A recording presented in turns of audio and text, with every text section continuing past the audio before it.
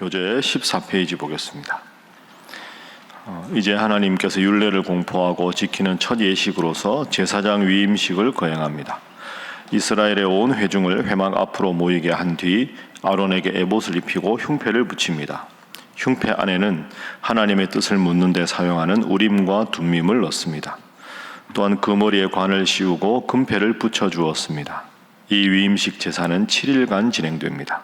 하나님께서는 아론과 그 아들들에게 회막문 안에 머물며 여호와께서 지키라고 하신 것을 하나씩 준행하라고 명령하십니다.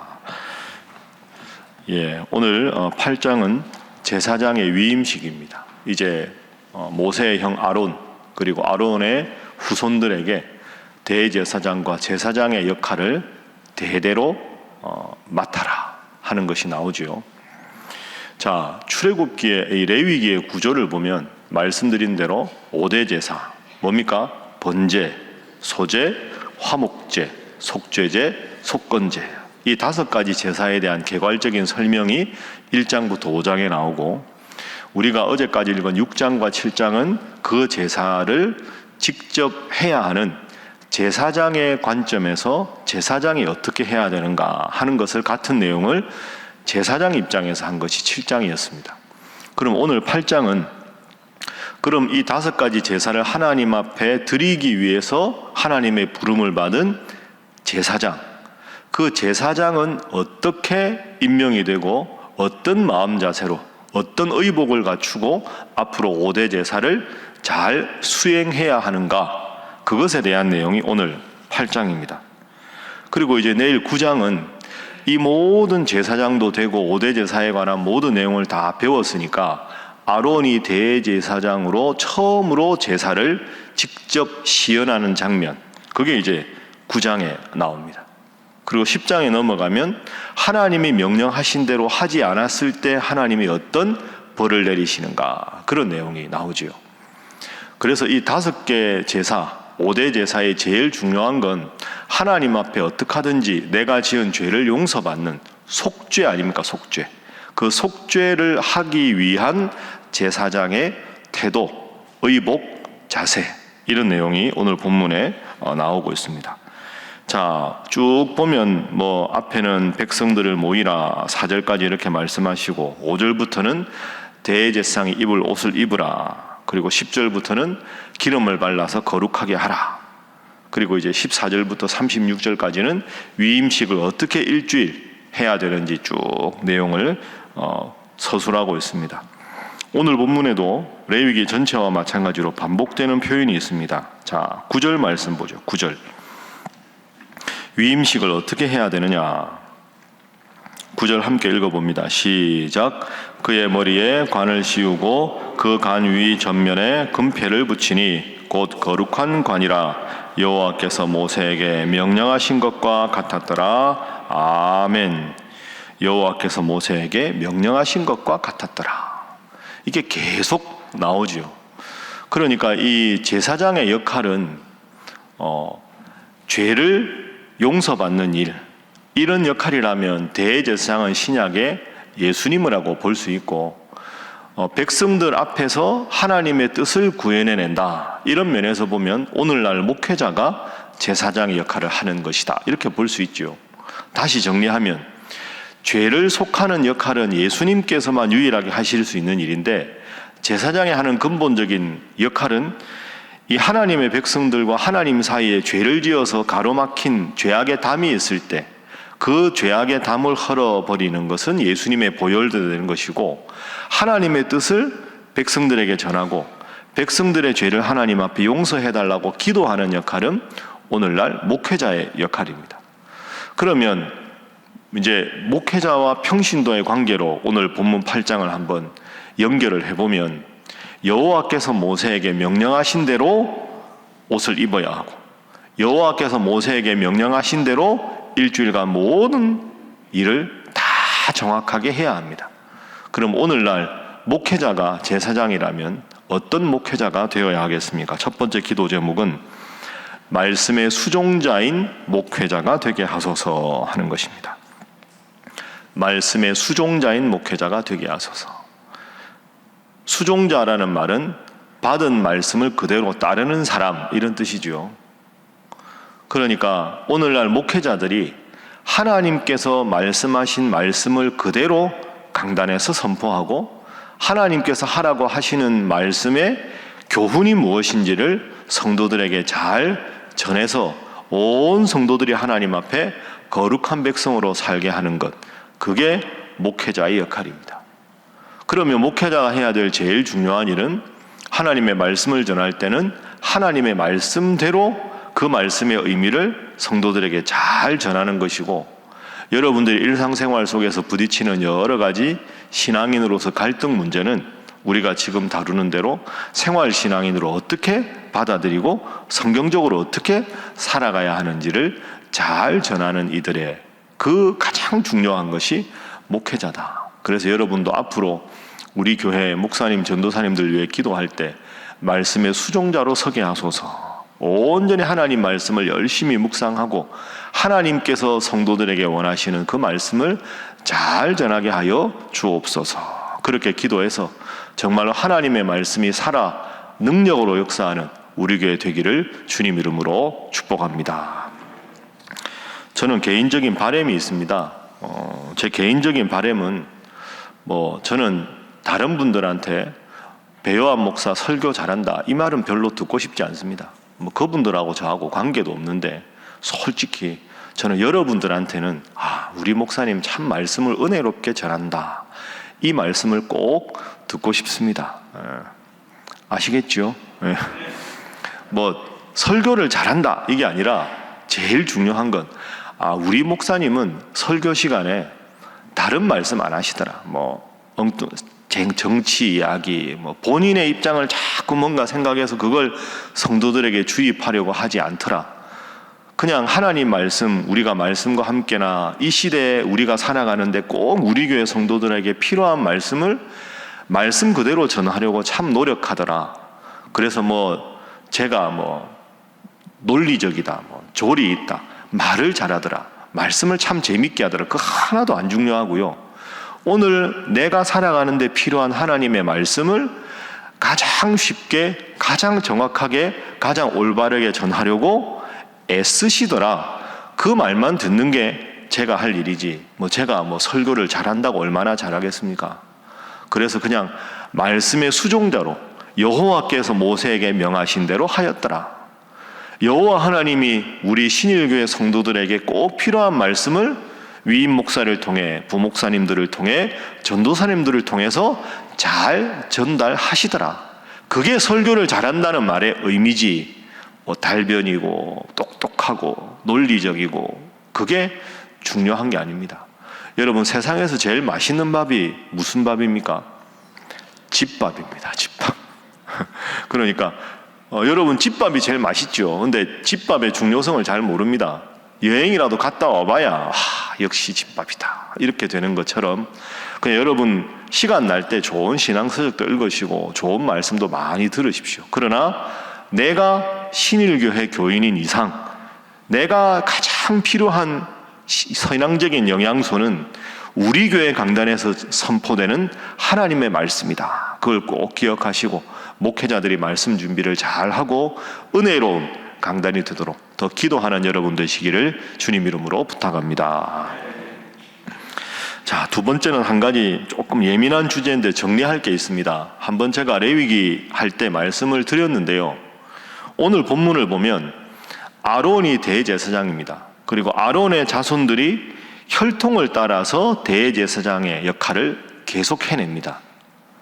그러니까 구약 성경은 대제사장은 아론과 그의 후손들이 계속 합니다. 근데 이걸 이제 오늘날 우리가 해석을 할 때 그러면 혈통으로 계승되니까 오늘날도 혈통으로 계승하면 되는구나, 그렇게 생각하시면 안 됩니다. 그래서 성경을 쉽게 해석하지만 정확하게 해석하는 게 필요하죠. 구약은 신약에 의해서 완성이 됩니다. 구약은 약속, 신약은 성취입니다. 구약은 예수님께서 오실 것이다. 신약은 예수님께서 오셨다. 오실 예수님, 오신 예수님. 그러면 구약 성경은 신약 성경에서 어떻게 완성이 되고 재해석이 되는가를 보는 것이 성경 해석의 기본 원리입니다. 그러면 아론의 자손들이 대제사장 직분을 계승했다고 해서 지금도 혈통으로 계승되느냐? 그건 아니지요. 신약 성경 시대에 예수님의 12제자가 아버지가 제자라고 아들이 제자가 되는 법이 없습니다. 그렇죠? 훌륭한 사도라고 해도 바나바든 바울은 아들이 없었지만 바나바든 누구든 그 아들이 사도의 직분을 계승한 적이 없습니다.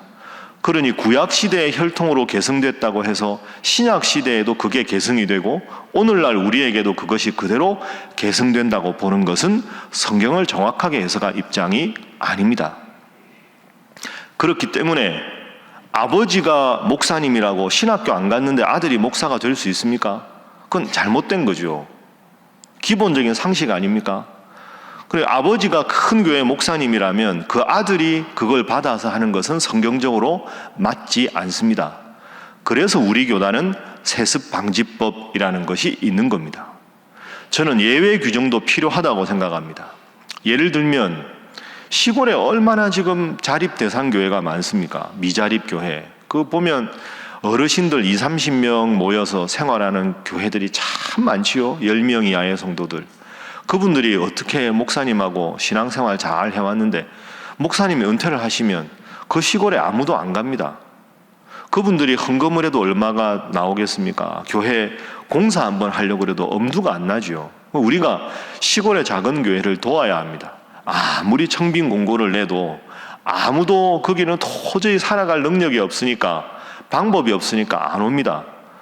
그런 교회, 예를 들어서 아드님이나 따님이 아버님이 이렇게 오랫동안 수십 년 동안 목회하셨는데 이대로 후임자 없어서 문을 닫아서는 안 됩니다. 저라도 가겠습니다. 그거 얼마나 미담 사례입니까? 저는 그런 교회는 도시교회가 힘껏 도와야 된다고 생각합니다. 제가 누구를 말씀드리는 건 죄송하지만 우리 교회 열심히 사역하시던 최국호 목사님 계십니다. 얼마나 잘하셨습니까?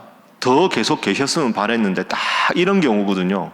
제가 이걸 작년에는 말씀 안 드렸는데 최국호 목사님 아버님이 수십 년 목회를 잘하셨어요. 은퇴가 몇 년 안 남으셨어요. 근데 아들 목사님이 너무 마음이 힘든 거예요. 아버지 평생 목회하신 교회 이어받고 싶은 거예요. 자립이 안 되니까 누가 가겠습니까? 그리고 아버지 목사님이 30년 이상 목회하셨는데 목회 끝나고 나서 노년 대책이 없으니까 교회에서 조금이라도 생활비를 드려야 된다 하면 후임자한테 그 작은 교회에서 생활비를 어떻게 드리겠습니까? 그 작년 이맘때 저한테 왔습니다. 목사님, 제가 생활비를 버는 방법을 좀 강구를 좀 하고 몸을 좀 회복한 다음에 아버님 목회를 이어서 하겠습니다. 그래서 제가 그랬습니다. 그러면 아버님 목회 그만둘 때 그만두라고.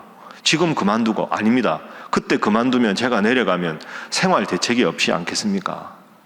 그러면 지금부터 생활을 어떻게 할지를 잘 준비해서 아버님 목회를 후에 이어받을 수 있는 경제적인 토대를 만들고 그때 하겠습니다.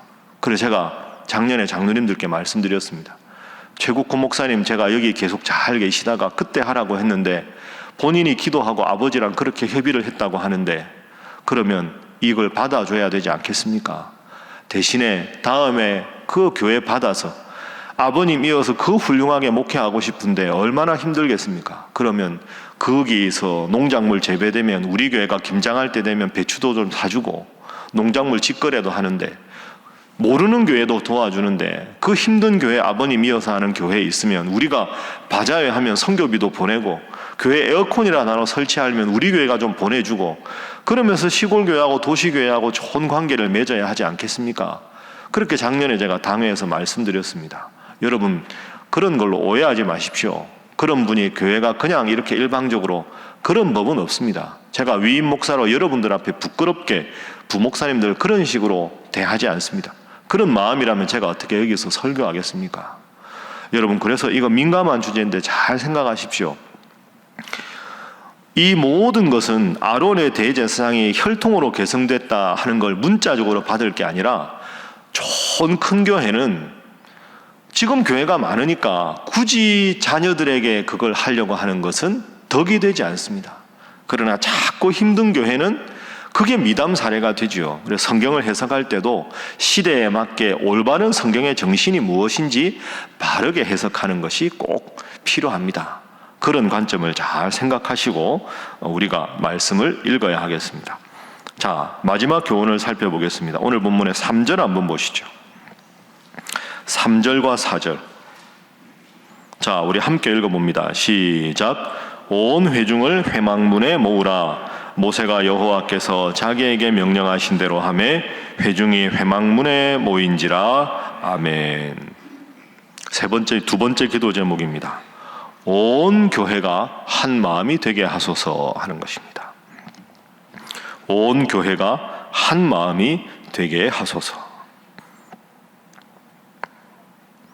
자, 여러분, 성막을 지었습니다. 성막은 오늘날 단위로 생각해 보면 제가 그림 나눠 드렸는데 이렇게 직사각형으로 되어 있죠. 가로가 22.5m, 세로가 45m입니다. 작습니다. 그런데 오늘 본문에 보면 온 회중을 회막문에 모으라. 회막문은 9m거든요. 22.5m에 9m. 그러면 온 회중이 얼마나 되겠습니까? 아이부터 어른까지 다 합하면 출애굽한 인원이 200만 명입니다. 200만 명. 그 작은 성막 앞에 200만 명이 모일 수 있겠습니까? 이게 무슨 뜻일까요? 200만 명이 있어도 성막 저 끝까지 하나도 안 보일 거면 앞에서 무슨 일을 하든. 근데 이렇게 한 이유는 하나님께서 정하신 질서 앞에 온 백성들이 다 한 마음이 되어야 한다, 이런 뜻입니다.